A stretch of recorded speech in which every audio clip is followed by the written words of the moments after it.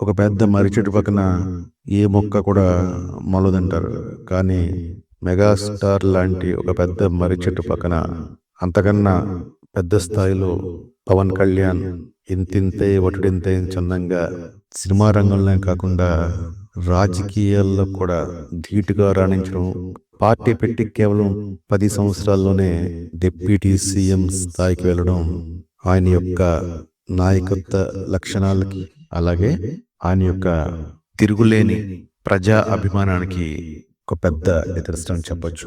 మెగాస్టార్ని, పవన్ కళ్యాణ్ని అంటే చిరంజీవిని, పవన్ కళ్యాణ్ ఇద్దరిని కూడా మనం పోల్చి చూస్తే కనుక ఇద్దరు ఆల్మోస్ట్ ఆల్ ఒకేలా కనబడతారంటే, మెగాస్టార్ ఎవరి సహాయ సహకారాలు లేకుండా ఎలా దూసుకొచ్చి తను మెగాస్టార్ అయ్యాడో, అదే విధంగా మెగాస్టార్ తమ్ముడిగా ఒక ఎంట్రీ లభించిన మొదట్లో అంత రాణించకపోయినా సరే తర్వాత తర్వాత యువతలో ఒక అద్భుతమైన క్రేజ్ సంపాదించుకొని మెగాస్టార్ కన్నా పవర్ స్టార్ అన్న విధంగా ఆయన యువతలో ఒక ప్రత్యేకమైన అభిమానాన్ని పొందారని చెప్పొచ్చు.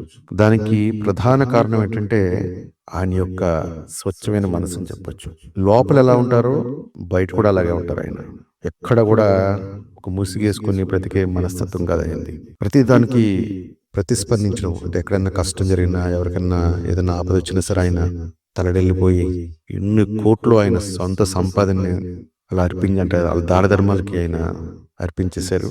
ఆ దాన ధర్మాల క్రమంలోనే ఆయన మాజీ భార్య రోహిణీ దేశాయ్తో ఈ కొంచెం మనస్పర్ధలు రావడం, ఆయన ఇటువంటి పరిస్థితుల్లో కూడా తన పంథాను మార్చుకోవాలని చెప్పడంతో ఒక విధంగా చెప్పాలంటే ఆయన పాపం పెళ్లి బంధంలో ఓడిపోయిన ప్రజా అభిమానంలో ఆయన నిగ్గరించి చెప్పొచ్చు.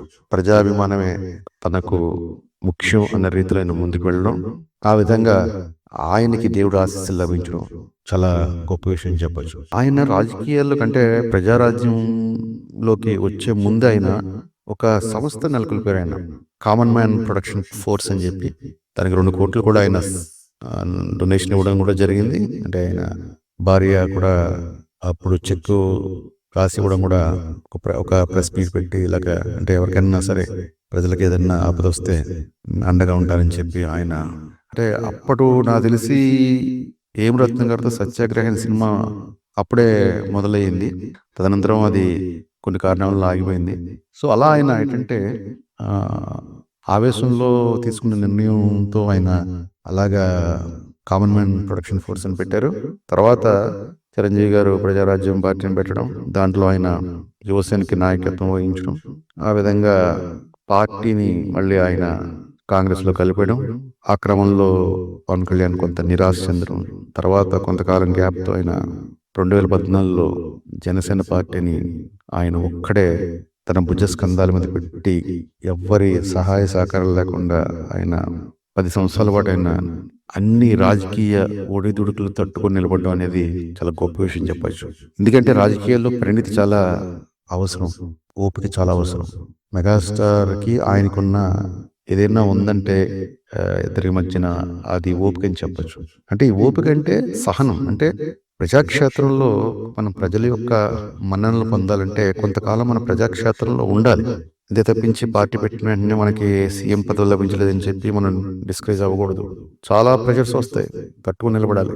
నిలబడితే ఈ పార్టీకి ప్రజారాజ్యం అంటే ఒక 3వ ప్రత్యామ్నాయంగా ఉండదేమో. అంటే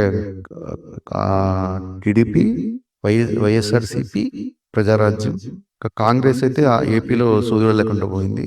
ఈ ప్రధానమైన 3 పార్టీలు టీడీపీ, వైఎస్ఆర్సీపీ, ప్రజారాజ్యం, 3 పార్టీల మధ్యలో ఉన్న దాంట్లో ఖచ్చితంగా ఏపీలో ప్రజారాజ్యం పార్టీయే వచ్చి ఉండేది.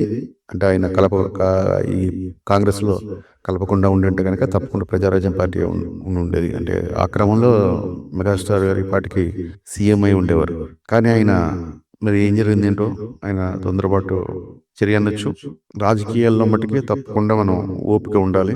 చాలా ప్రెజర్స్ వస్తాయి, అయినా సరే ప్రజా అభిమానమే అండతో ముందుకు వెళ్తూ ఉండాలి. అదే చేశారు జనసేన. ఒక్క సీట్ రాలేదు, పోటీ చేసిన 2 చోట్ల ఓడిపోయారు. జనసేన పెట్టి ఎన్నో అవమానాలు ఎదుర్కొన్నారు. చాలా మంది వచ్చారు పార్టీకి. మళ్ళీ ఆయన సినిమాల్లోకి యాక్ట్ చేస్తాను జేడి లక్ష్మీనారాయణ గారు లాంటి ఒక నిజాయితీ గల పోలీస్ ఆఫీసర్ కూడా ఆయన జాయిన్ అయ్యి మళ్ళీ వెళ్ళిపోయారు నిరాశతో.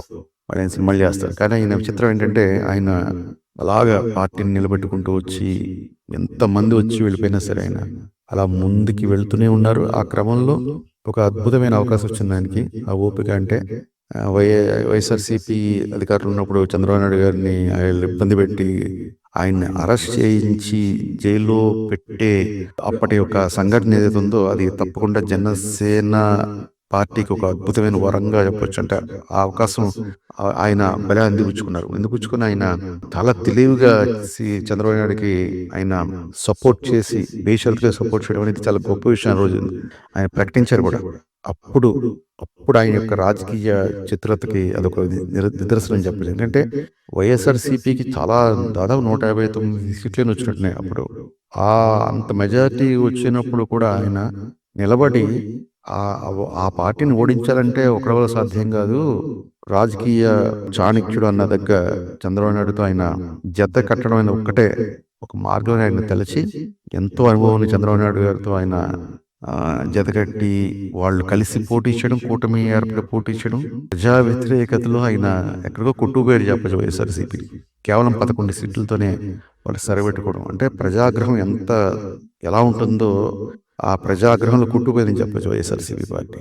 ఆ క్రమంలో ఆయన అత్యంత అద్భుతంగా ఆయన విజయకేతన ఎగరేశారు జనసేనని. ఆ పోటీ చేసిన 22 సీట్లు మొత్తం ఎంపీ సీట్లు, అసెంబ్లీ సీట్లు మొత్తం నెగ్గడం అసలు అది ప్రపంచ రికార్డ్ అని చెప్పచ్చు. భారతదేశంలో ఎవరు కూడా ఆ ఫీట్ సాధించలేదు. పోటీ చేసిన ప్రతి చోట నెగ్గడం అనేది. ఆ క్రమంలో భారత ప్రధాని నరేంద్ర మోడీ గారి అభిమాని కూడా చూడడం, ఆయన ఎన్నో సభల్లో పొగడడం కూడా మనం చూసాం. అలాగా జనసేనని తన జీవితాన్ని అద్భుతంగా సార్థకం చేసుకున్నారు. ఒక చరిత్ర సృష్టించారని చెప్పచ్చు. ఎందుకు మనం మాట్లాడుకోవాలంటే కోట్లాది మందికి ఆరాధ్య దైవం. అంటే కేవలం నటనలో కాకుండా ఆయన రాజకీయాల్లో కూడా అంటే మన వ్యక్తిత్వం ఎంత గొప్పగా ఉంటే అది ఓట్ల రూపంలో, ప్రజాభిమాన రూపంలో మళ్ళీ మనం పొందొచ్చు, ప్రజల మనసులను గెలవచ్చు అని చెప్పి జనసేన నిరూపించారు. ఆయన మరింత ఉన్నతంగా అంటే నెక్స్ట్ ఫేజ్లో ఆయన తప్పకుండా ఆయన ఆంధ్రప్రదేశ్ ముఖ్యమంత్రిగా అవ్వాలని, ఆ అద్భుతమైన దృశ్యాన్ని అందరూ కూడా చూడాలని, ఆ రోజు రావాలని చెప్పి అందరూ కూడా కోరుకుందాం. జై హింద్. ఈ వీడియో మీకు నచ్చినట్లయితే లైక్ చేసి, కామెంట్ చేసి అందరికీ షేర్ చేయగలరు. అలాగే మరిన్ని మంచి వీడియోల కోసం మా ఛానల్ని సబ్స్క్రైబ్ చేసుకోగలరు. ధన్యవాదాలు.